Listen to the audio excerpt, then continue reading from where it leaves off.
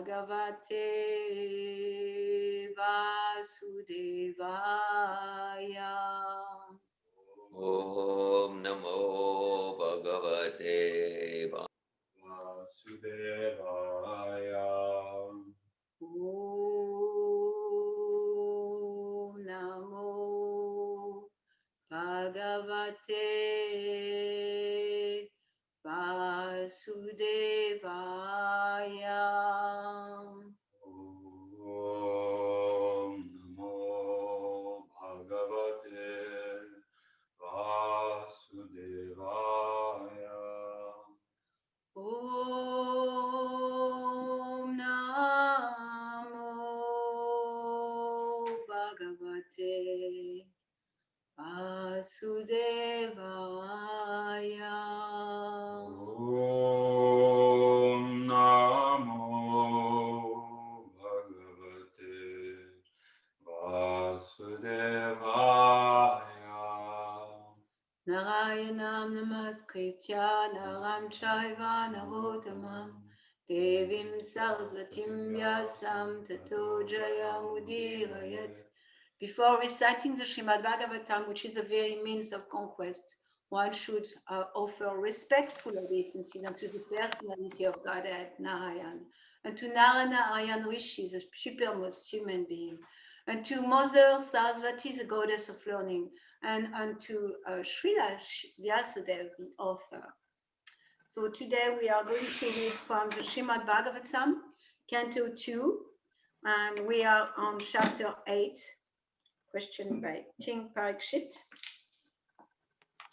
And we are reading from text 9. I'm going to, well, I was about to do that. David, can you take it off? Like that, I will have more control. Thank you. And we are going to study text 9. Yeah. So we can do, we can read one word at a time here from the synonyms. And I will pronounce them and you can repeat after me.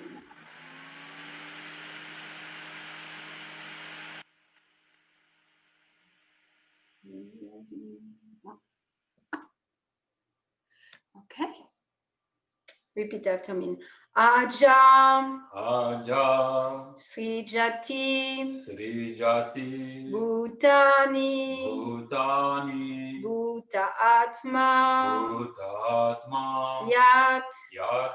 Anugrahat. Anugrahat. Dadrishe. Dadrishe. Yena. Yena. Tatrupam. Tatrupam. Nabi. Nabhi. Padma. Padma. Samudbhava. Samudbhava. So now one line at a time, you can repeat after me. Aja Srijati Bhutani. Aja Srijati Bhutani. Bhutatmayat Anugrahat. Bhutatmayat Anugrahat. Dadrisheyena Tatrupam. Dadrisheyena Tadrupam. Nabi Padma Samudbhavam. Nabi Padma Samudbhava. Aja Srijati Bhutani.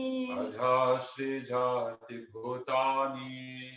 Bhutatmaya Anugrahat. Bhutatmaya Anugrahat. Dadrisheyena Tatrupam. Dadrisheyena Tadrupam. Nabi Padma Samudbhavaham. Navi Padma Samudbhava. Aja Srijati Bhutani. Aja Srijati Bhutani. Bhutatmaya Anugrahat. Bhutatmaya Anugrahat. Dadrisheyena Tatrupam. Dadrisheyena Tadrupam. Nabi Padma Samudbhava. Navi Padma Samudbhava. Aja Srijati Bhutani. Aja Srijati Bhutani. Bhutatmaya Anugrahat. Bhutatmayadanugrhat Tadrishayena tadrupam Dadrishayena Tadrupam Nabhi Padma Samudbhava Nabi Padma Samudbhavaha. Someone online would like to chant? Aja Sri Jati Bhutani Aja Shri Jati Bhutani Bhutatma Yadanugrahat Bhutatma Yadanugrhat Dadrishayena Tadrupam Dadrishayena Tadrupam Nabi Padma Samudbhava Nabi Padma Samudbhavaha. Aja Shri Jati Bhutani Aja Shri Jati Bhutani Bhutatma Yadanugrahat Bhutatma Yadanugrhat Dadrishayena Tadrupam Dadrishayena Tadrupam Nabi Padma Samudbhavaha Nabi Padma Samudbhavaha.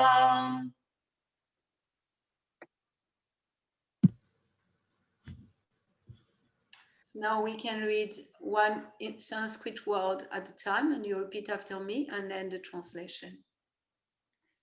Aja, Aja, one who is born without a material source. one who is born without a material source. Srijati, Srijati, creates. Bhutani, Bhutani, all those materially born. all those materially born. Buddha Atma, Buddha Atma, having a body of matter. having a body of matter. Yat, Yat, whose. whose. Anugrahat, Anugrahat, by the mercy of. by the mercy of. Dadrishe, Dadrishe, could see.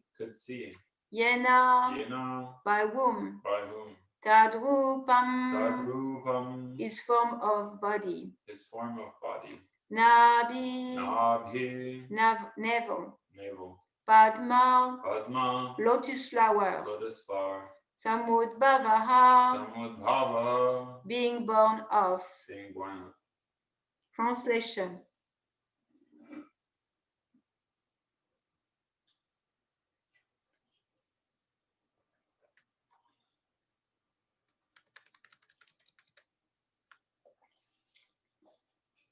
Brahma was not born as of a material source, but of the lotus flower coming out of the navel abdomen of the Lord. He is the creator of all those who are materially born. Of course, by the grace of the Lord, Brahma was able to see the form of the Lord. Purport by His Divine Grace A.C. Bhaktivedanta Swami Prabhupada. The first living creature, Brahma, is called Aja because he did not take his birth from the womb of a mother materially born. He was directly born from the bodily expansion of the lotus flower of the Lord. Thus, it is not readily understandable whether the body of the Lord and that of Brahma are of the same quality or different. This must also be clearly understood. One thing is, however, certain. Brahma was completely dependent on the mercy of the Lord because after his birth, he could create living beings by the Lord's grace only, and he could see the form of the Lord. Whether the form seen by Brahma is of the same quality as that of Brahma is a bewildering question, and Maharaj Parikshit wanted to get clear answers from Srila Sukadev Goswami. Om Agyanatimirandasya Gyanajala Shalakaya Shakshun Milityandhyana Tasmai Shri Gurave Namaha. I was born in the darkness of ignorance, and my spiritual master opened my eyes with the torchlight of knowledge. I offer my respectful obeisances unto him. Shri Chaitanya Manubhistam Shtapitanya Dambutali Swayam Upakadamayam Dadati Swapadautikam. Vandeham Shri Guru Shri Yuta Padakamalam Shri Guru Vaishnavamsha Shri Rupa Sakajatam Sagana Ragunatam Vitam Tam Sajivam Saidveta Savatutam Parijana Saita Krishna Chaitanya Divam Shri Radha Krishna Padam Sahagana Lalita Shri Vishakam Vitam Ksha Hey Krishna Karuna Sindhu Dina Bandhu Jagatpate Gopesha Gopika Kamta Radha Kamta Namostute Tapta Kamshana Gorangi Radhe Vrindavaneshwari Vishavanu Sute Devi Pramamami Yari Priye Vansha Kalpata Ubyacha Kripa Sindhu Vyaivacha Patitanam Pavanebhyo Vaishnavebhyo Namo Namaha Jai Shri Krishna Chaitanya Prabhu Nityananda Shri Advaita Gadadhar Shivasadi Gaura Bhakta Vrindaki Jai Hare Krishna Krishna Krishna Hare Hare Hare Rama Rama Hare Hare Namam Vishnu Padaya Krishna Prastaya Bhutale Shrimate Bhakti Vedanta Swaminiti Namini Namaste Saraswati Devi Gauravani Pacharini Nirvishya Shunyavadi Paskachatari Hare Krishna.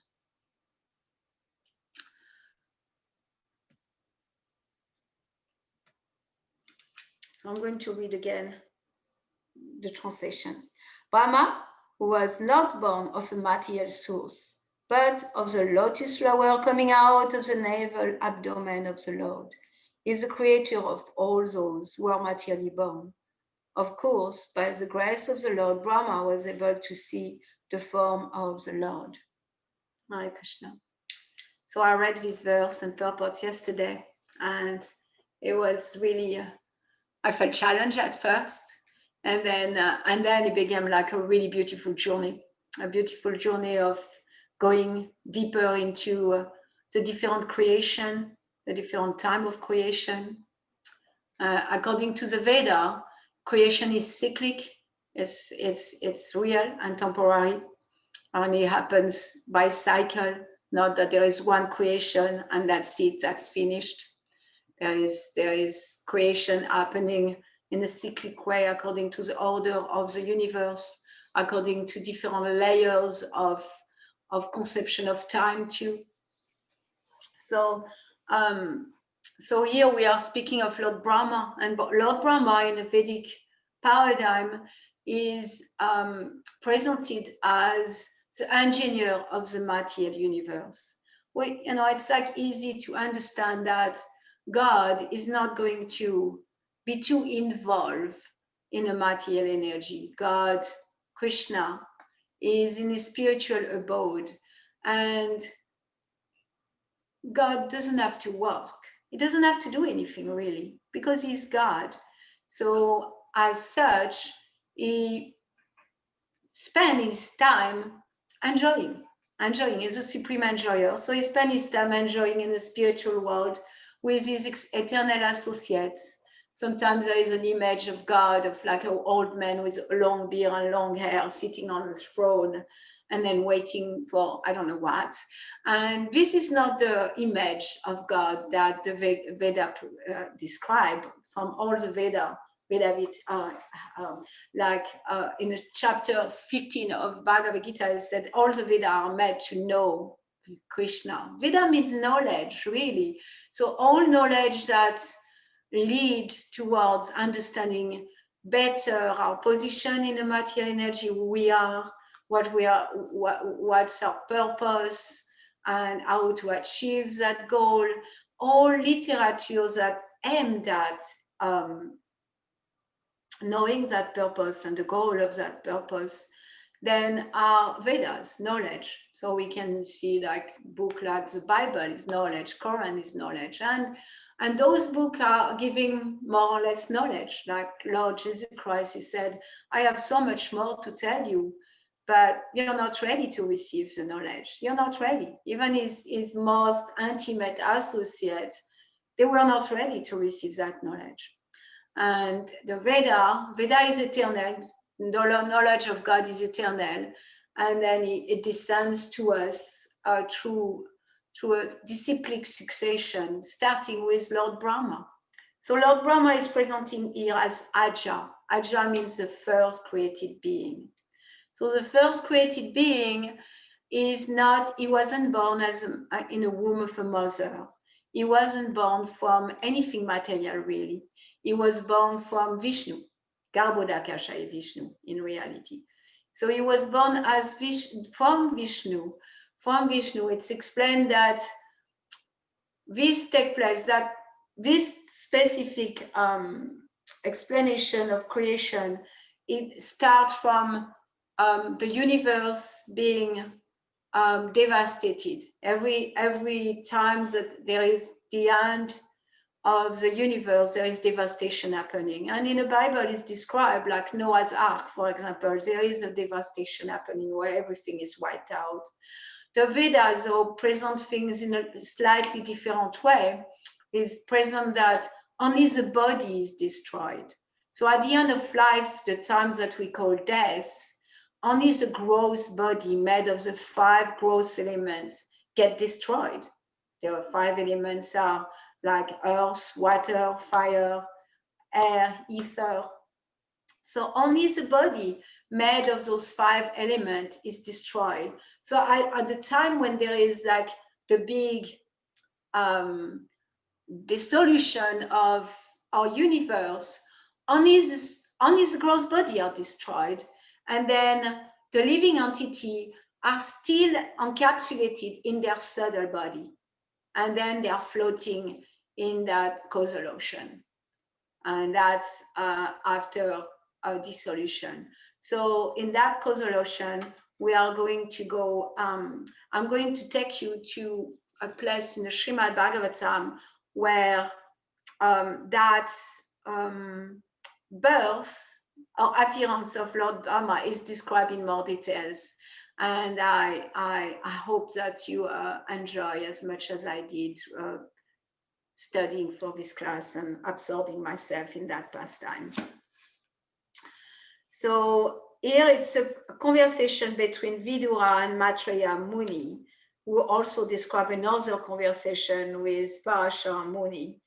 So there's conversation into conversation into conversation. The Srimad Bhagavatam, I'm going to go a little into detail. The Srimad Bhagavatam is spoken by a sage to a king that was cursed to be killed in 7 days. So when the king understood, oh, I'm going to die in 7 days, he had enough consciousness to understand that before those 7 days, there is something I need to be ready for.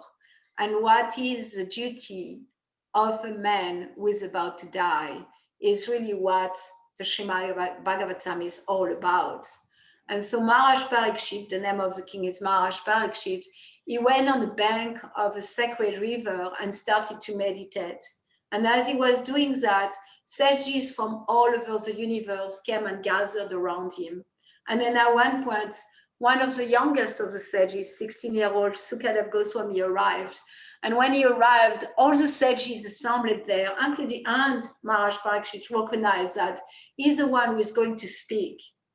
And all Srimad Bhagavatam that we are reading today from Canto 2 is about that dialogue between Sukadev Goswami and Maharaj Parikshit. Maharaj Parikshit very, very eagerly wanted to hear everything about the Lord pastime, in creation of the material energy. What is the material energy? What is the purpose of us being in this situation of forgetfulness of our original constitutional position? What is the purpose of being in that world of temporality and duality? So that's what Maharaj Parikshit wants to inquire. And here specifically, he already heard from Sukadev Goswami from our previous chapter about Sukadev Goswami describe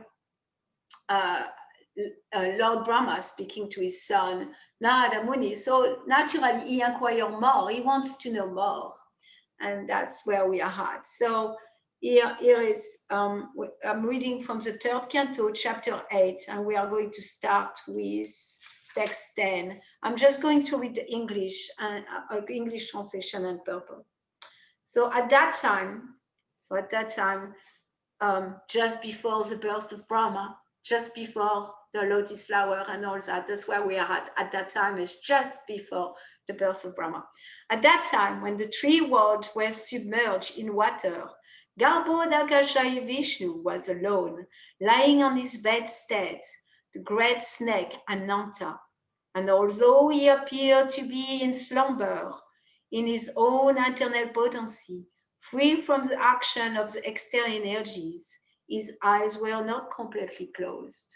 So each universe looked like an egg, And it says that the universe is filled with water. Half of the universe is filled with water, and then the rest is filled with multiple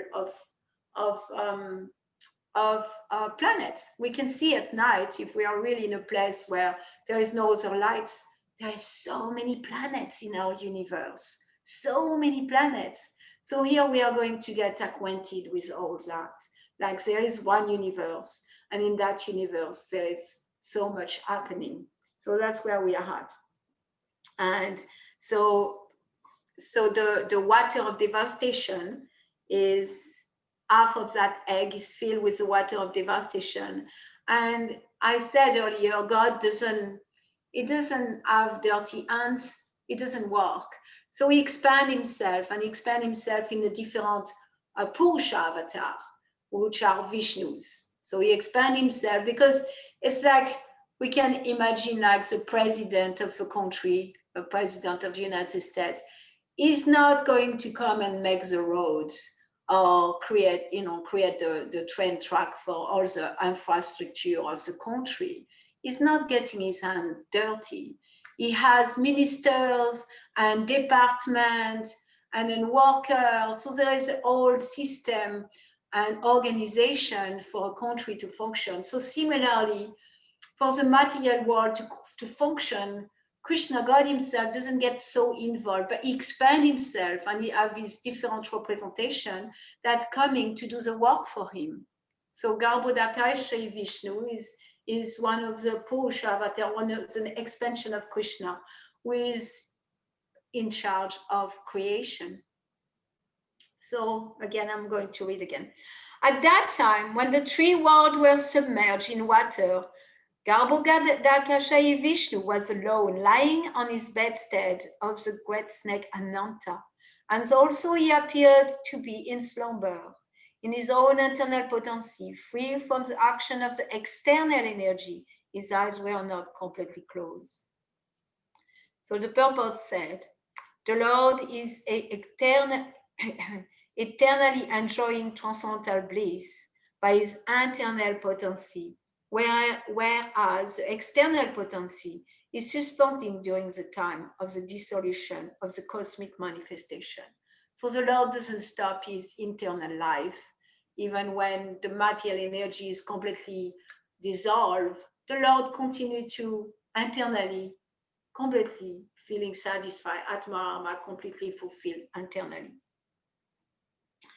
Text 11. Just like the strength of fire within fuel wood, the Lord remained within the water of dissolution, submerging all the living entity in their subtle bodies. He lay in the self-invigorating energy called Kala. So the living entity at the time of dissolution, they are not delivered. Only the living entity were free from their subtle body. Subtle body is made of the mind, intelligence, and false ego. False ego is our false identification. So as long as we keep a false identification and a materially inclined mind with material desire for material enjoyment, and an intelligence that really focus on how, as a goal, the goal of life being to enjoy more the material energy, as long as that's what's happening in our subtle body, then we are going to stay in a material world. We are going to stay in a material world, even when the material world is dissolved, completely dissolved. We stay in that uncaged in that subtle body. And so the water of dissolution is full of that. And then there is, it's very, that ocean is very, very tormented with all the desire and thoughts of the material, subtle entities. And then the Lord is kind of on the ocean being tossed around by the wave. So we can just picture that. It's good exercise for the mind to use the graphic part of our mind to imagine the form of the Lord according to the description of the Srimad Bhagavatam. So the purport said, after the three worlds, the upper, lower, and middle planetary systems merge into the water of dissolution, the living entities of all the three worlds remain in their subtle bodies by dint of the energy called Kala.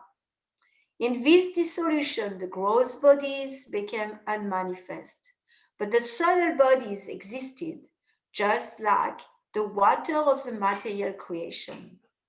Thus, the material energy was not completely wound up, as it is the case in the full dissolution of the material world. So there is full dissolution according to the breathing of the Mahavishnu, but we are not going to focus there today. And there is partial dissolution when it's within the universe itself. The universe is wound up into the water of dissolution. Continuing in text 12, the Lord lay down for 4,000 yuga cycle in his internal potency, and by his external energy, he appeared to be sleeping within the water.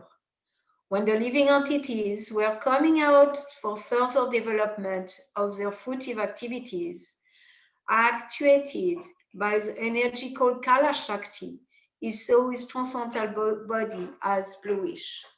So the Lord is internally absorbed, and externally it seems that to be sleeping, but the living entities engaged in their subtle body, they have desire, so they are moving, and they are moving how? Through Kala. Kala Shakti is time. The time energy is what makes us move, really. Everything moves in this world because of Kala energy. And that's the difference between the spiritual world and the material world. In the material world, everything moves because of the Kala energy. In the spiritual world, everything moves because of the Bhakti energy, because of love. Everything moves in the spiritual world only because of the love energy, Bhakti. Everything is moved by Bhakti in the spiritual world, and everything is moved by Kala in the material energy, which is time. Like the rabbits in Alice in Wonderland. Always time. Time is moving us. The setting and the rising of the sun. Purport by His Divine Grace A.C. Bhaktivedanta Swami. In the Vishnu Purana, Kala Shakti is mentioned as avidya. The symptom of influence of the Kala Shakti is that one has to work in the material world for fruitive results. The fruitive workers are described in Bhagavad Gita as muda, or foolish.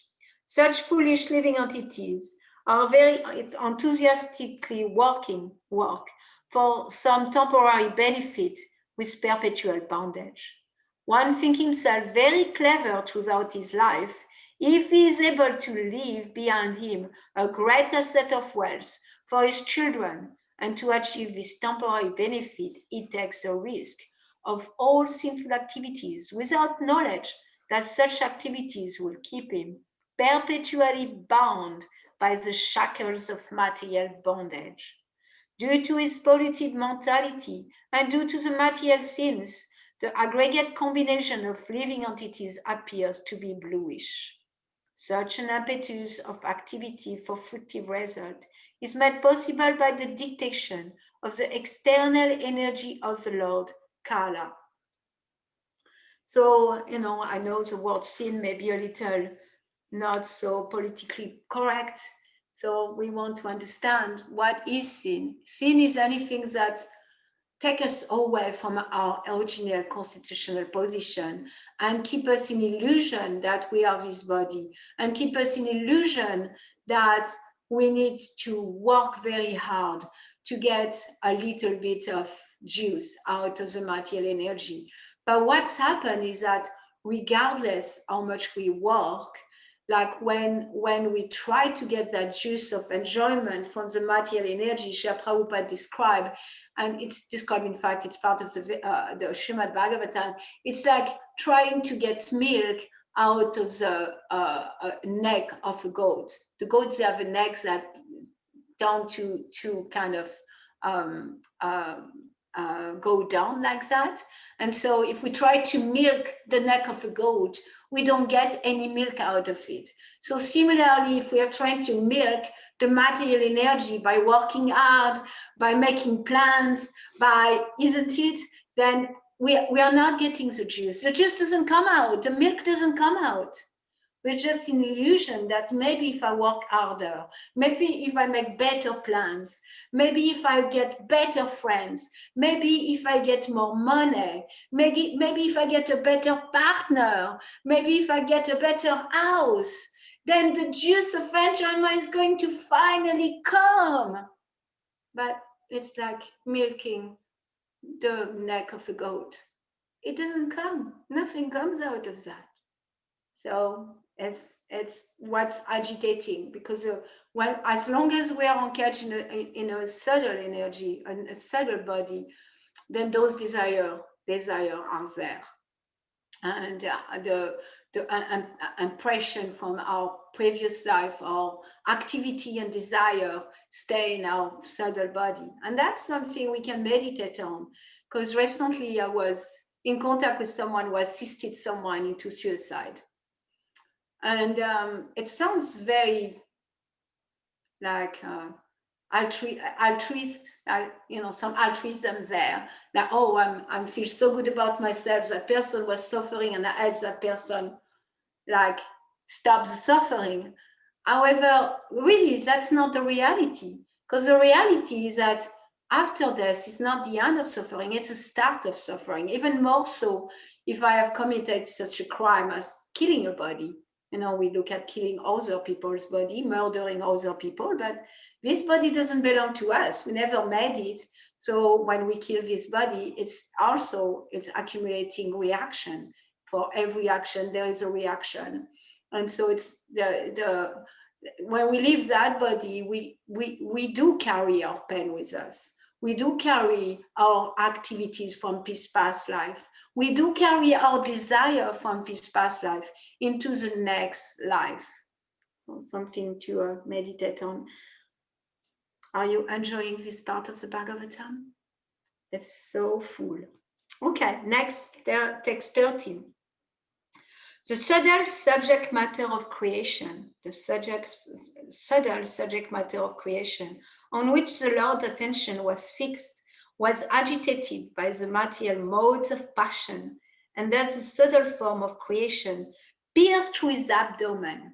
So the subtle subject matter of creation, so because the living entities are engaged in their subtle body at that time, so the subtle subject matter of creation, which is the creation takes place only because of the desire of the living entities. Without the living entities' desire, there is no need for the creation. So the subtle creation, the subtle subject matter of creation, which are the desire of the living entity, on which the Lord's attention was fixed, the Lord was kind of tuning into that, was agitated by the material mode of passion, because that's the passion that makes us move.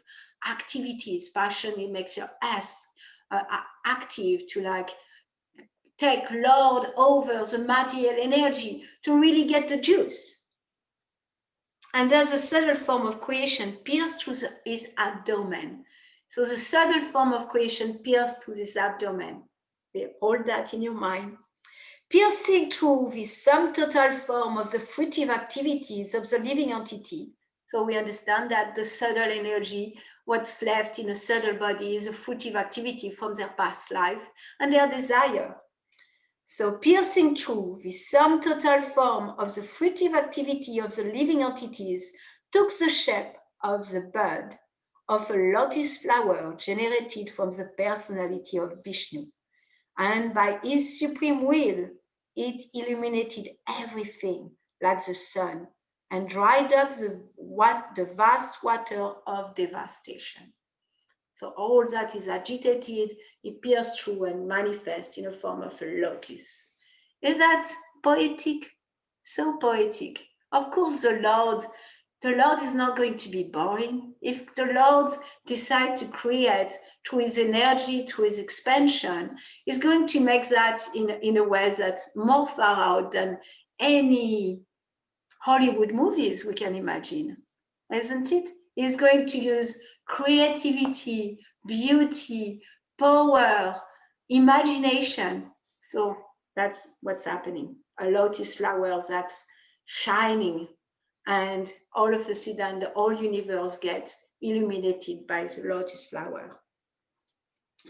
Into that universal lotus flower, Lord Vishnu personally entered as the super soul.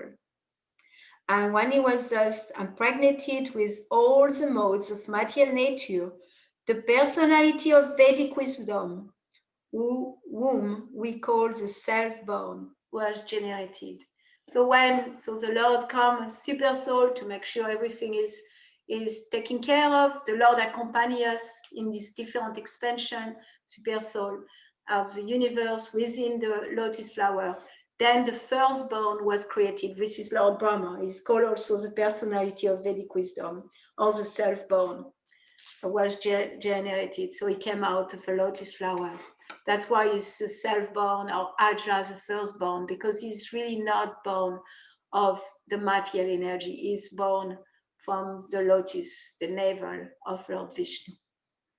This lotus flower is a universal Virat form, or the gigantic form of the Lord in the material world.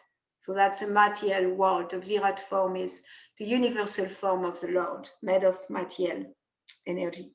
It becomes amalgamated in the personality of Godhead Vishnu in his abdomen at the time of dissolution, and it becomes manifested at the time of creation.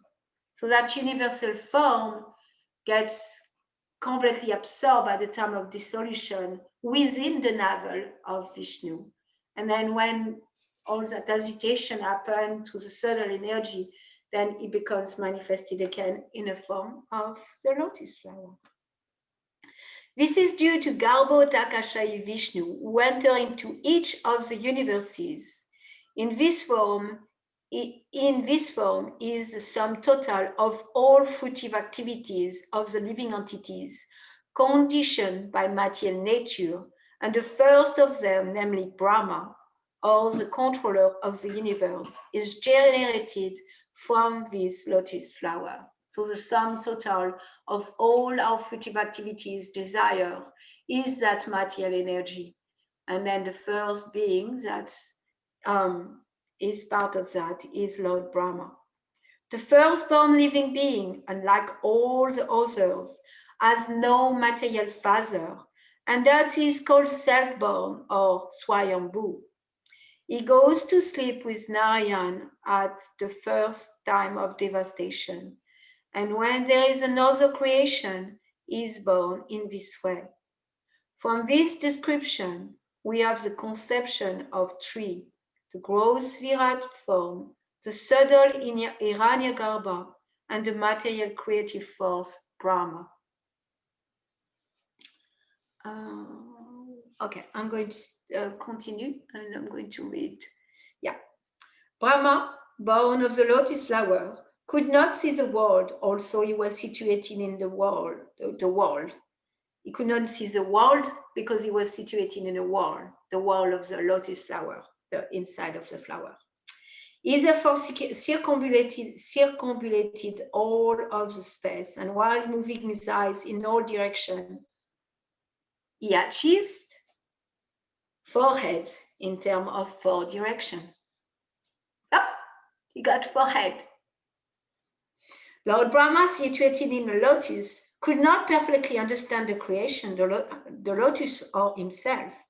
At the end of the millennium, the air of devastation began to move the water and the lotus in great circular waves. So Brahma was perplexed about his creation. He was perplexed where he was coming from. He was perplexed to understand what's happened at the end of the millennium. And then he said, no one therefore can know the mystery of the creation and cosmic manifestation simply by mental speculation. The human being is so limited in his capacity that without the help of the Supreme, he can hardly understand the mystery of the will of the Lord in terms of creation, continuance, and destruction. So that's very interesting. Like Lord Brahma, he was a little bit in our situation, like, what am I doing here? What's the purpose of my life? Where am I supposed to go? What am I supposed to do? What is all about? So Brahma, he was in the same situation. And so he's going to work on his own. We'll see, like, he will be in that situation. And instead of surrendering to the Lord, his first impetus is going to be, I'm going to find that by myself. Yes, and we do that. Like, I'm going to figure it all by myself. So Lord Brahma does that. Lord Brahma in his ignorance, contemplated, who am I that I am situated on the top of this lotus? Wherefrom has it sprouted? There must be something downward, and that from which this lotus has grown must be the water. So the subject matter of the speculation of Brahma is in the beginning regarding the creation and the cosmic manifestation, and is still the subject matter for mental speculators. So, so many people make stories about the creation, Big Bang and the pyramidal soup, all those things, like just wanted to figure it out by themselves. So Lord Brahma, we continue, Lord Brahma, thus contemplating, enters the channel of the stem of the lotus. So he went back, he saw the stem, he said, okay, I'm going to go and figure it out all by myself. And going nearer to the navel of Vishnu, he could not trace out the root. And Srila Prabhupada said, by doing one personal endeavor, one may go nearer to the Lord, but without the Lord's mercy, one cannot reach the ultimate point. Such understanding of the Lord is possible only by devotional service. As confirmed in Bhagavad Gita, Bhaktyamam abhijananti yavamya chasmitatvataha. So Lord Brahma, Vidura continue. Maitreya continue. O Vidura, while searching in that way about his existence, Brahma reached his ultimate time, which is eternal will in the hand of Vishnu, and which generated fear in the mind of all living entity, like the fear of death. So that's so beautiful too, because as we make speculation about this is how it works, this is figuring out how life works, what I'm supposed to do, what's my internal reasoning, what do I do with my emotion? We spend so much time doing that, and then the wheel of time is moving. Like, okay, I figure it out. I'm 15, 16. I remember my 16, like all my teenage years, they were so full of philosophy. I always wanted to figure it out. I used substance to help me. And it did. Like, I had some realization. Wow, I can see I'm part of everything and all that. And at the same time, the wheel of time was going. Like I left the teenage year, I became a young woman, and I'm trying to figure it out still. And one can spend their whole life and come at the time of death, because the wheel of time doesn't stop. Like, okay, I'm going to stop until you figure it out. No, it goes. And then one realizes, like, oh, it's time of my death, and I know nothing. I know nothing about what is the duty of a man who is about to die, because on our own, we are not going to figure it out. So that's what's happening to Lord Brahma. We'll continue. Thereafter, being unable to achieve the desired destination, he retired from such a searching and came back again to the top of the lotus. Thus controlling all objective, he concentrated his mind on the Supreme Lord. At the end of Brahma's 100 years, when his meditation was complete, he developed the required knowledge, and as a result, he could see in his heart the Supreme within himself, whom he could see, who he could not see before, with the greatest endeavor. So that's so important to understand. It's not through our endeavors that we are going to see the Lord. It's not through our effort that we are going to see the Lord. It's only through devotional service, through serving with love and devotion the Lord. Okay, I just, there is, in the purport of text 21, there is a sentence I wanted to share. It said, to cease from personal sense endeavors and to concentrate on the supreme cause is a sign of self-surrender. And when self-surrender is present, that is a sure sign of devotional service. Each and every living entity needs to engage in devotional service to the Lord if he wishes to understand the ultimate cause of his existence.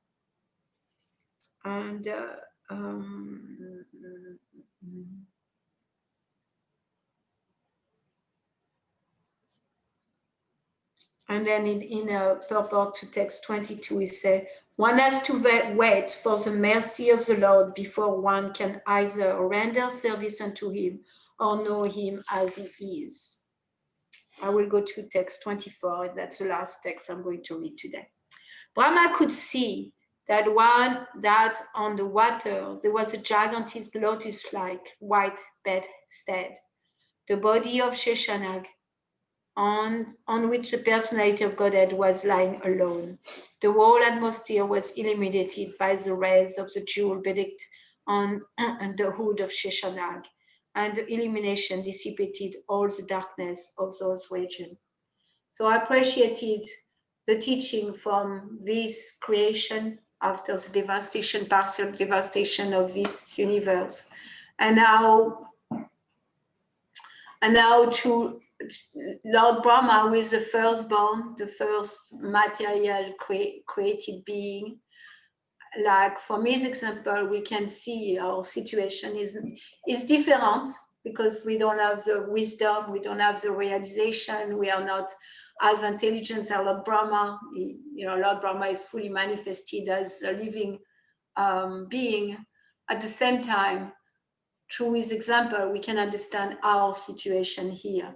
We are born here and we lost connection with the real purpose of human life. And at first, we are just agitated by the subtle energy, our mind, our senses, our desire, and then we are agitated the material energy and we get caught into time.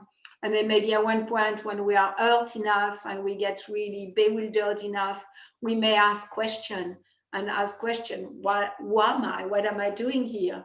And as long as we are trying to solve those questions, our own effort, we are not going to go anywhere. And in that, Prabhupada saying that self-surrender, in that inquiry and self-surrender, inquire.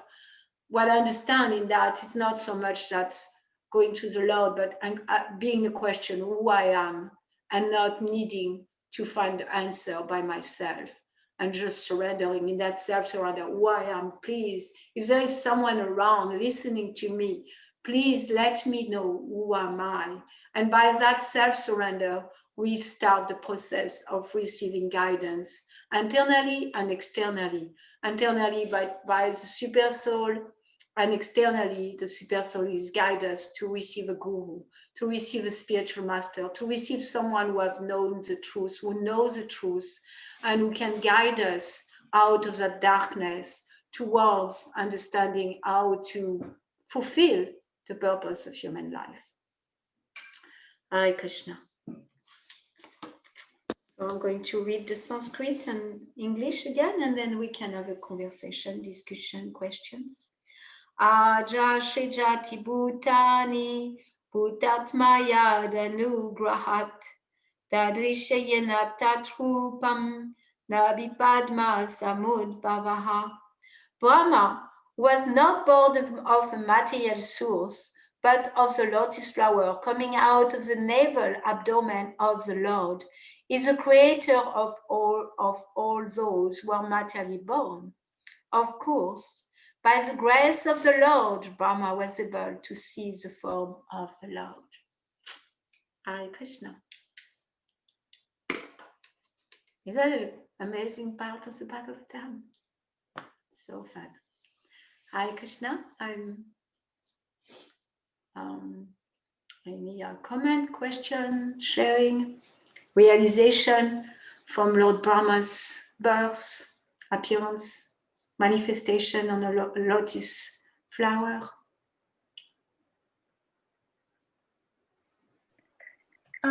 So the living entities are the reason that there is material creation, because actually it's cyclical, and there's always living entities who are not in this pure spiritual existence, and so they have this there's always like a devastation, there's always a creation going on, and that is due to the entity. So anyway, so these entities, at some point it's time after the devastation of everything in material world for a recreation, and the material elements, is it like material elements are shaping that lotus flower, and then all that material is used to create the more variety, like the universe that we see and know, like with the planets and the, everything. Is that how it is? I don't claim to understand all the details of creation.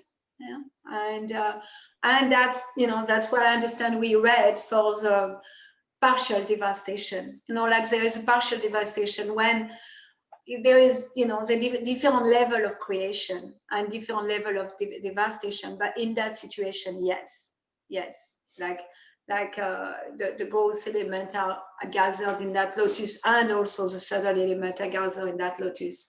And then from the desire and activities, previous desire of activities of the living entities, then Lord Brahma is engineering all the other being. Is said, like, from Lord Brahma, all material form comes. It's like the material energy create the shape according to the subtle energy, and that carries the desire and activities and of the living entities, like that. So that's my understanding. Yes, what you shared matched my understanding. Yes, thank you, Damayanti. I'm really appreciating Brahma's example. I'm inspired, and it's so interesting for me to see just the fractal like nature of this reality, like how like as it is for Brahma, it's for us. We each like manifest our own little worlds, and we go through that struggle of endeavoring to understand who we are, where we came from,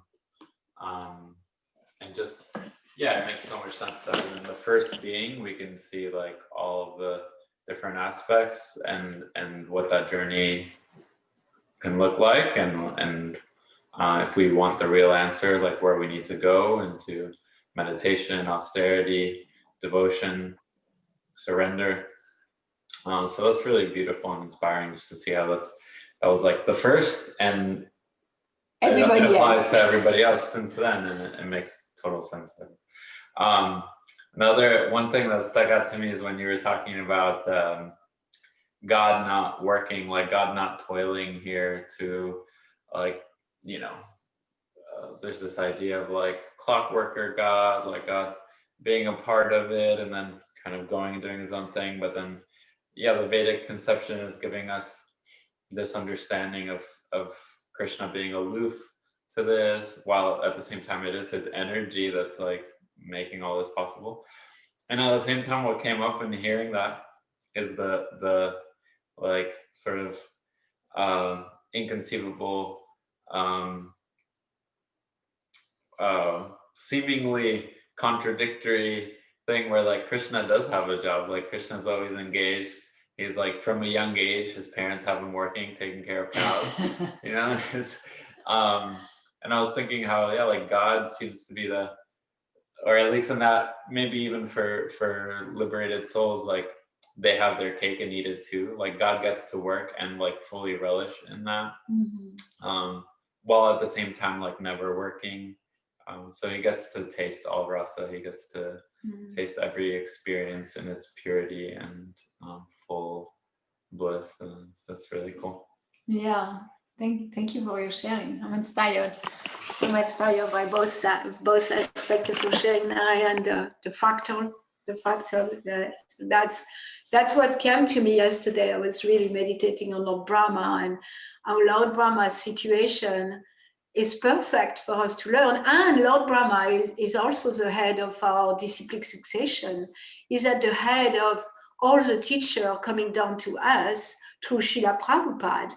One teacher handing the knowledge to the next, like Brahma to Narada, Narada to Vyasa, Vyasa to Madhvacharya, like that, down to Srila Prabhupada. So he has knowledge, because after he surrendered, that's when he's going to receive directly knowledge through the flute of Krishna within his heart.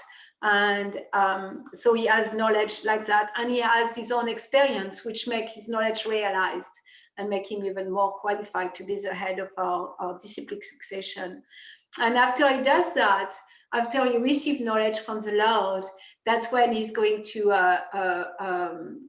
pray to the Lord. There is a lot of those prayers in Srimad Bhagavatam, and his main prayer is a Brahma Samhita. Like in the morning, like we sing Govindam Adipurusham Tamaham Bhajami. So that's Lord Brahma. After he got realization, after he surrendered fully to the Lord and started to really want to know, then the Lord revealed all knowledge, and so he even showed him the spiritual world. The spiritual world, he showed him himself in the spiritual world, Chintamani, Prakasa, Masukalpa, Viksha, the whole spiritual world. And then he was able to speak, and he was able to help us. So he helped us by his example, he helped us by his realization, and he helped us because he received knowledge and he can impart it into us. Yeah. And then the second point you made is really a nice meditation too. Like the Lord doesn't get involved in anything material. So it doesn't like the material creation is one of his pastime that he manifests through his Purusha avatar, not from his expansion as Purusha. But when he is himself, the Lord Krishna in the spiritual world, he does work, and that work have a different nature. It's not a work that have to be done. The material creation, in a sense, have to be done because of the desire of the living entities. And Krishna involved himself in his pastime as cowherd boy, and helping his mom, helping his dad, carrying the shoes of his father on his head, and all those things. And that's for pleasure. That's pleasure, because the nature of spirit is to be active. So the nature of God's spirit, and not God's spirit, God, because there is no difference between the spirit and not spirit. God is spirit. So the nature of spirit is to be active. So God is going to be active. And what does he do? He turns to the cows, and he go and play with his cow boyfriends. And he have his pastime with Srimati Radharani. That's what he does. He doesn't get involved in this material creation. Appreciate your comments. Len, do you have a question, comments? I see your hand is up. You're on mute, Len. I'm not hearing you. Yes, thank you. Excuse me. So this idea that our subtle body and our desires and our wants live on after the body is gone, and then whatever they our desires and wants are thinking about, they actually become manifested in our next birth. This is like confirmation of all this new age philosophy that, the power of your intention. We create our own realities through the power of our intention. This is validation that this is all real. Because whatever desires we have left over after we leave our bodies are going to be manifested. So like we can actually control our realities right now. Also, we create our realities through our desires and our intentions. So like, that's just, so like all this new age idea about power of intention, it came from the Vedas first. It's not a new idea, apparently. Most human being ideas are usually not new ideas. It's just, they have an origin. There's a cause of all causes, and everything comes from Krishna. Everything is coming from the cause of all causes. So yes, the power of intention, it's like in a new age, of course, they have a partial idea of what it is, and the Veda give a more complete a presentation of the power of intention and how intention is manifested. And there is and the power of intention is manifested fully in desiring Krishna. Like our power of intention may or may not move the material energy like that. And still, like we present in our seminar, clear intention maximizes the chance of us getting what we want. Why? Because yes, our desire and the super soul turn to fulfill our desire. And then in the Bhagavad Gita, there is, for the 15 chapters, a banyan tree. And the banyan tree says that there is a real banyan tree, which is a real life, a real relationship, real love, real adventure, real pastime, real life, eternal life instead of temporary life. And then that's a banyan tree. And then there is a reflection of that banyan tree, which is a perverted reflection of what we experience in the material world. And the reflection is made in a river, and that river is desire. So the Viraj River between the spiritual world and the material world, the Viraj River, what separates the two is our desire. And so all the Veda and all the teaching is made to transform our desire more and more, transform our desire and desiring more and more to serve Krishna, to love Krishna, to please Krishna. And as we transform our desires, then we transform our destination. And then at the end of this body, if our desires are fully spiritual desire, so there is no more need for a body. Yeah. Thank you, Len, for sharing. Jim, I saw earlier you were unmuting yourself. You wanted to say something? You're muted, Jim.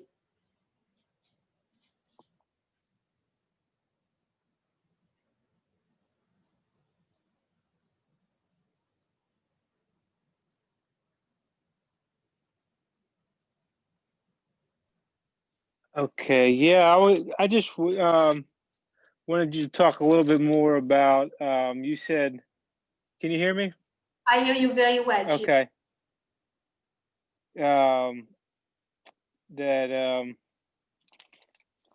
Let's see here, yeah.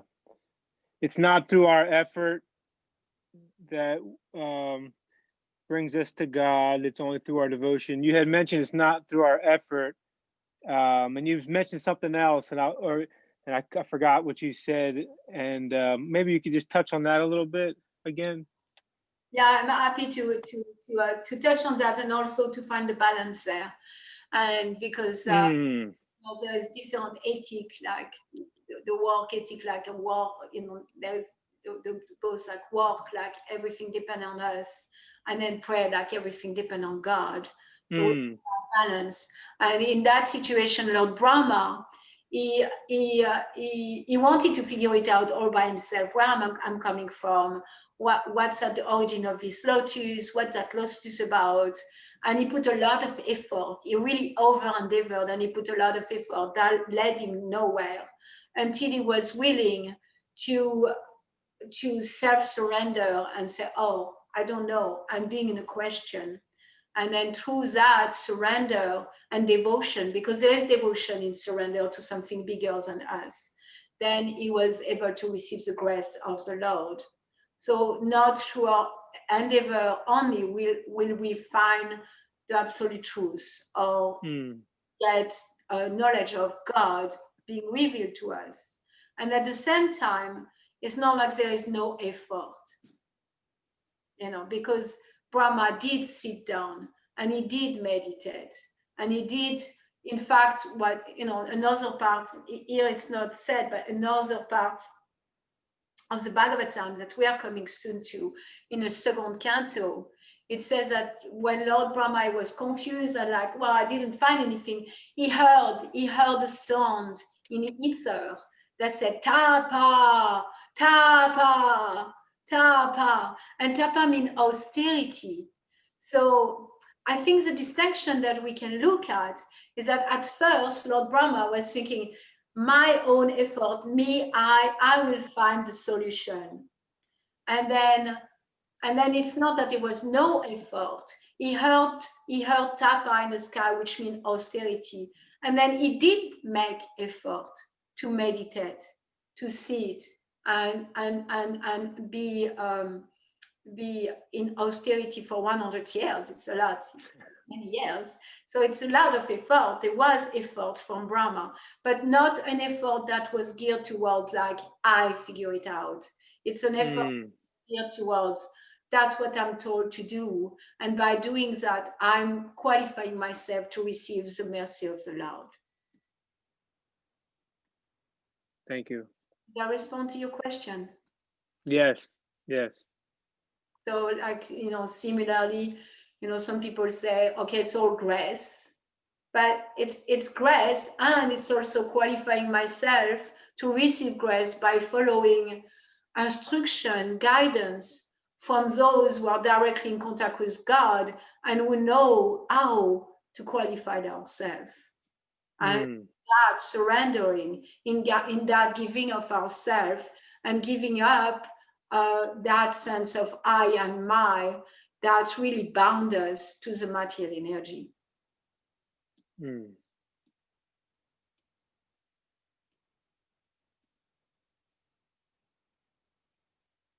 Thank you for your question, Jim. Anything else? Hare Krishna. Thank you, Mother Malini, for your class. And I usually have some challenges around this type of, I guess, subjects of this philosophy. I don't know. It's I think what happens for me a lot of times, I feel like, how is this relative to me personally, where I'm at? It just seems like a lot of details of like spiritual world, material world, that it's hard for me to relate to. But I'm, I guess what's coming up for me, I was like thinking about like, Lord Brahma, and like, so he's like in this flower, and he's like, I would think since there's nothing else, and you try to go down the stem, didn't find anything there, came back up to the flower, and it's like, it kind of feels a little bit kind of like, well, there's nothing left to do but maybe sit and like maybe just go inward and listen. Like I'm imagining, I don't know the whole story, but I'm imagining that was like an overview of his process. Is that correct? Is that kind of what happened? Because you did mention that he heard this austerity, and then eventually, I guess Krishna started communicating directly to him, maybe playing the flute. Is that kind of like what transpired through that whole, like what's like a simple, like an overview of like his experience? How did he go from like trying to figure out for himself, like, what am I doing here? What's the purpose of my life? What is this that I'm in? And then coming into contact with receiving the knowledge. I guess, could you just like, yeah. Well, So I hear, I hear like sometime when you hear about those topics, it seems like, oh, it's so far away from me. What does it have to do with me, and why is it there? And there's so many things like that in Srimad Bhagavatam. And my understanding is that by hearing in submission, we are practicing devotional service. That just that alone, even if it doesn't connect with me, even if it doesn't have anything to do with some things that I can't even comprehend with my mind, or even if I don't understand the words, or if I don't understand anything, by giving myself to that knowledge that is coming from Lord Brahma, that is coming from Krishna directly, then in that act, I surrender myself and allow myself to be in hearing, which is one of the process of devotional service. So I feel a lot like you many times, like, what does that have to do with me? There's very far out things in the Bhagavatam that really have really nothing to do with me. And still, by reading them, I do experience like a sense of surrender, a sense also of purification, and more appreciating how this is devotional service. And then when it comes to Brahma, he found himself at the top of a lotus. He couldn't even see it was a lotus. He couldn't see anything. He was in complete ignorance, complete darkness. He couldn't see anything. And then, he decided, oh, I'm doing the work myself. I'm going to figure it out. He went down the stem, trying to find the water, and then came out. He didn't know more than what he started with. And at that moment, he had surrender. Surrender means like giving up my own endeavors, that I'm going to figure it out by myself, and accepting that I'm helpless and significant and that I don't know anything. And in that place of really feeling unqualified in a sense, that's when we get to be guided. Like spiritual life start with Atato Brahma Vigyasa, with question. And the question is not for me to respond to or for me to answer to, is that through that question, there is self-surrender. And that's very clear in one of the purport that we just read. That self-surrender of like surrendering myself, that I'm not going to figure it out. And it's not my work to figure it out. I don't have it in me. I'm not capable. That self-surrender lead to be guided to more surrender. So that's what happened to Lord Brahma. And in that self-surrender of like, okay, I give up. I'm not going to figure it out. I'm giving up, and I'm in the question. And in that place of being a question, he heard Tapa. And then he did austerity and meditated for many, many, many years. And then as he was meditating like that, then he received knowledge in his heart. And part of that knowledge is also the knowledge how to do his service, because Lord Brahma does have a service. He works very, very hard. He's at the origin of everything in the material world, in the material universe. So later on, as we continue the story of Lord Brahma, we will see how through his surrender, he becomes a complete instrument of Krishna. And he received complete guidance about how to do his job, how to do his service. So similarly, like if we allow ourselves to listen, like you said, to be hearing, to be listening. So instead of working and thinking like, oh, I know what I need to do. I know what I need to do. I know, like that. Like to be in a place like, I don't know, and let me listen. And let me be guiding, and let me be an instrument of God, while also doing my duty, doing what what's obvious in front of me to do, like that. Like for Brahma, what was obvious for him to do was meditating. Yeah. Did I respond to your question, Yahuda Prabhu? Yes, thank you very much. I appreciate your response. I'm hearing like coming to a place of humility and like surrendering to like not knowing. Mm-hmm. Yeah, I think what also is coming up for me is I was in a conversation with a friend of mine yesterday, actually. It was related to this topic. There's so much like suffering. We were talking about physical suffering and mental suffering and emotional suffering that we go through in our lives, or him and I personally we were talking about our specific, sufferings, physical, mental, emotional suffering. And, I was just thinking about like how much it has to do with like false identification, like not knowing our true identity. And I was sharing with him that as far as this philosophy goes, it was like the most like the biggest paradigm for me that really created this shift in me, like to try out this paradigm that like, okay, well, if I come from an identification that I'm not this body and I'm not my mind and I'm not my emotions, then I'm something other than that. Then it gave me like a sense of like, well, now I can do something about the situation that I'm in. Whereas before, when I was so entangled with my emotions and my desires physically and my mind, all sorts of confusion and suffering that had to do with my mind, it felt so big and overwhelming that I felt like I had no control.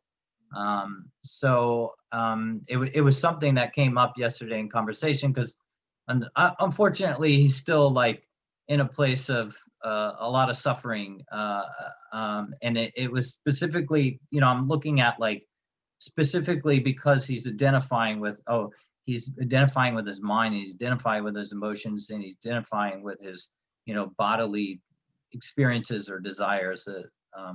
So yeah, I'm just kind of looking at like also like, the situation with Lord Brahma, like, it seems kind of fortunate for him because I'm looking at like my own situation in our conversation yesterday. I'm like, there's so many other layers that like of false identification that we've been like either taught by society or our parents, or we've come up with ourselves on our own.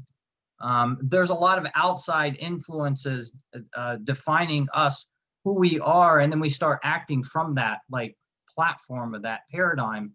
Whereas like Lord Brahma, he didn't really have all those like, things coming at him saying, this is what you are, and then starting to do those things and then realizing, okay, well, actually this isn't working, maybe I should do something else. So I don't know, I was just kind of looking at like, it seemed kind of like fortunate that he's just there with himself, where, I feel like for me, like, it's like, I would have loved to just been in a flower and like, that's okay. Now, yeah, I'm dealing with my own self, but at least I'm not like trying to act from a paradigm that's coming from somewhere else, and some authority that I think is an authority is telling me that who I am and defining me as who I am. So I don't know, I'm just kind of looking at like, I feel a little bit kind of envious, like, at least he's just with himself. Like, it's like, anyway, that's kind of what came up for me as well. So.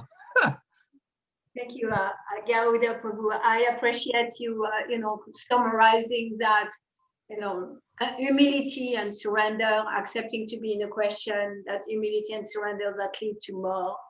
And then, yeah, it's interesting. I don't know if I can find it quickly, but Lord Brahma, in the next chapter of, from the one we read, he speak about the suffering. Okay, he said, when he speak to Garbhodakashayi Vishnu, when he speak to Vishnu, he say, "Oh my Lord, the people of the world are embarrassed with all material anxiety. They are always afraid. They always try to protect wealth, body, and friend. They are filled with lamentation and unlawful desires and paraphernalia, and they avariciously base their undertakings on a perishable conception of my and mine. As long as they do not take shelter of your safe lotus feet, they are full of such anxieties." So that describes your friends and the conversation. Lord Brahma is quite aware of the suffering of the living entities when they come into being. And even before that, meaning the suffering is in the subtle body, and like, yes, what you're saying, yes, and you say, well, it's very fortunate. Brahma created his own fortune. Lord Brahma is a jiva soul, so as such, he can go down and up in the same way as us. So it's not like, oh, I'm so unfortunate. I was born in that society with those parents, with that situation, and this kind of conditioning and this kind of desire. Well, yeah, Lord Brahma created his fortune, and we can create the same fortune that Lord Brahma if we choose to. That he like, and Prabhupada said, yeah, we can become Lord Brahma. We can be in that situation by understanding, like, yeah, fortune, no, is I'm the cause. I'm the cause. And by understanding that I am the cause of my misery. I'm the cause of that situation. I'm the cause of even the situation, the circumstance of my birth, the society I was born into, the parents I was born into, and through that empowering myself to understand how everything takes place, including for Lord Brahma, who is the cause of his great fortune. He is the cause of not identification, to not identified with misery of the world of duality. And like you said, like your friend, yeah, is suffering, and is suffering by lack of surrender to the Lord. And that his main suffering is a lack of understanding of the purpose of the whole creation, and fighting, trying to milk the goat. And then my hand gets really all bleeding because I try so hard that my hands are bleeding and they are full of callus, and I don't know what to do. I'm suffering all the time, but I'm going to continue, and I'm going to continue. And some friend come and say, "Oh, you can stop. There is no milk there." I say, "What are you saying?" And then I cut myself even deeper, and it hurt even deeper. And then well, you can stop.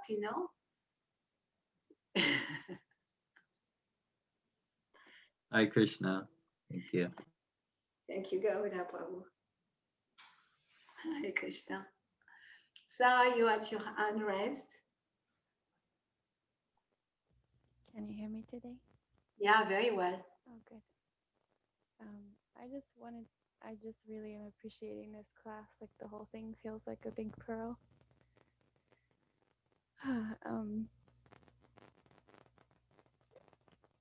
I feel a little emotional. I just want to say out loud, like, I really want that. You want that. You want that surrender, that humility, that allow Krishna to be an instrument of Krishna. Just give up and just trust, very deeply trust in God. Yeah, I just really want to remember that. I want that. You want that, and you want to remember that, and really spiritual life is based on desire.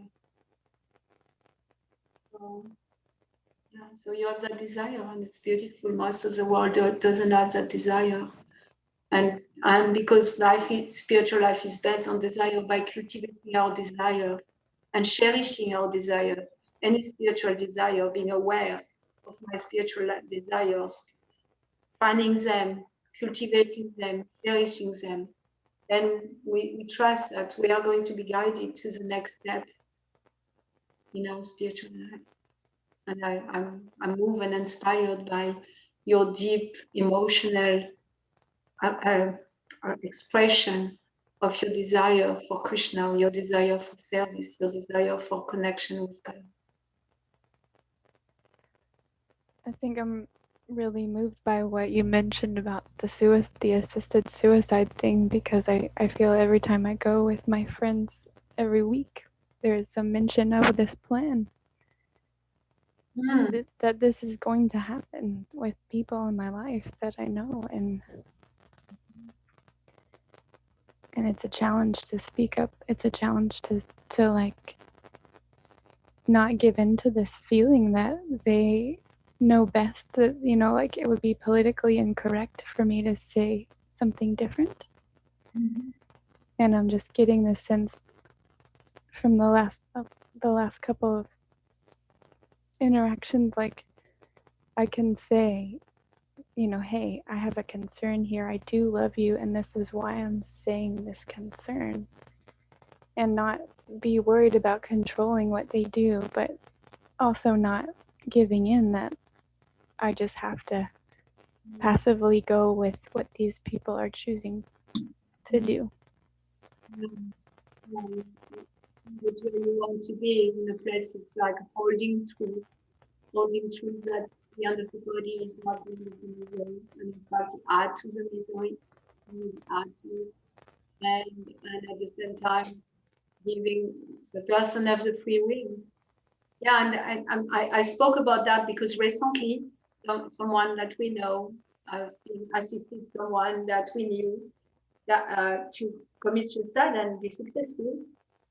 And yeah, and so what was beautiful is that that person who did commit suicide, she inspired two people who are coming to devotional service to become so much more serious about it. And also, so from her days, from the death of that person who kills themselves, that those two really became more serious about their spiritual life. So that's special in a sense, that is the credit of that person. And also, those two were a friend.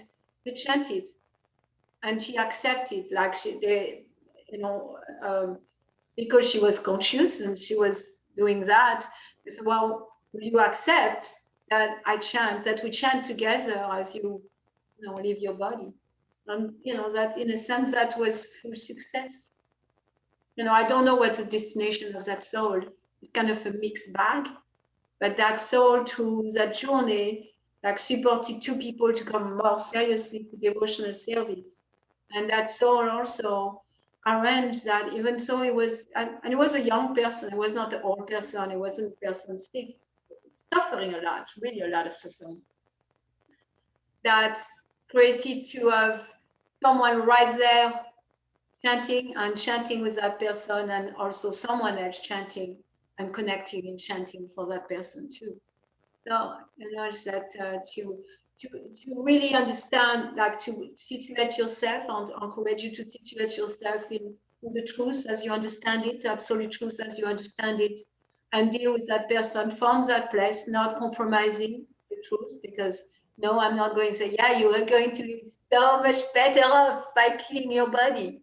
That's not the truth. It's not going to be the truth. That person is going to suffer.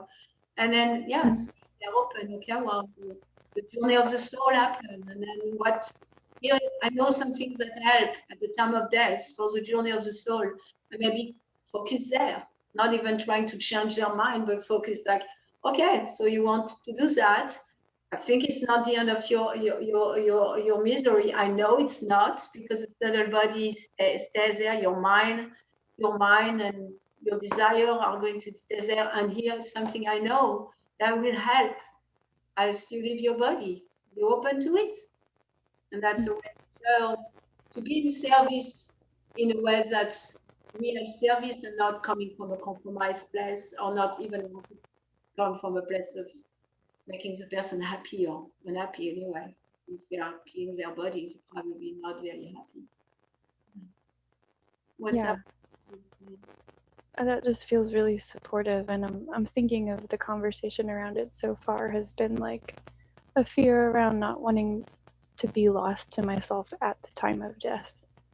Like that's where the person's coming from, and it's an interesting question to me, because you know, like it seems that based on the condition she has bodily, most likely she will be quite bewildered at that time, and that feels very difficult to accept. It's understandable to want. I can empathize wanting to control that. You can empathize with the desire to want to control, to not be completely bewildered and unconscious at the time of death, and there is a chance that that will happen. And you know, like that's on the gross material body platform. And on a more subtle, I remember a few years ago, I went to visit someone with dementia, and he was in a nursing home. And, you know, for everybody else, he looked like a vegetable, basically. And I knew that person from before devotee. And I went there and I spent an hour with that person, and I chanted. I also, you know, clean his body, and because he was really neglected by the people. So, but when I left, there was something in his eyes that was saying, "Please stay." Mm. And from the medical point of view, that person is like, you can do whatever you want because they are vegetables, they don't have any consciousness, they are not even there. But I know it's not true. I know that there is a part that's not affected by the body. Even on the subtle, like we can see, like the living entities, they are in an ocean of devastation, and they have no gross body anymore. And they are still agitating the ocean by their desire. So even the subtle body doesn't die. So yeah, so for that person to get it, you get a deeper understanding that even if on the brain level, which is still gross, then that doesn't affect the subtle body. And what to speak about affecting the soul.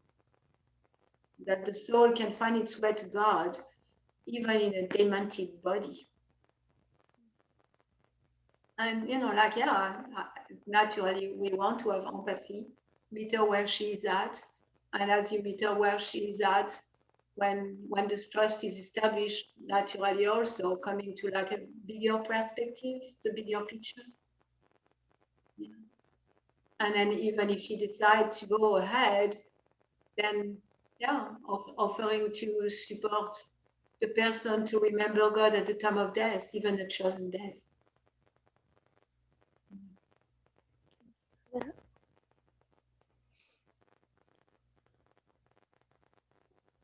Sounds like a special service for you, Sarah.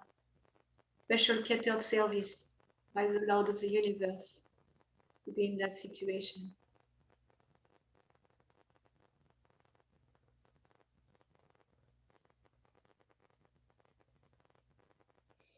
Special isn't always the way that we want it to be, is it? Yeah, but it's always special. There's no mistake in the universe. Everything is on purpose all the time. It's just hard to accept often. Thank you. Hare Krishna. Hare Krishna. Hare Krishna, everyone. I wish you a beautiful Sunday. Hare Krishna. Grantara Srimad Bhagavatam ki jai. Shri Prabhupada ki jai. Hare Krishna. Hare Krishna. Like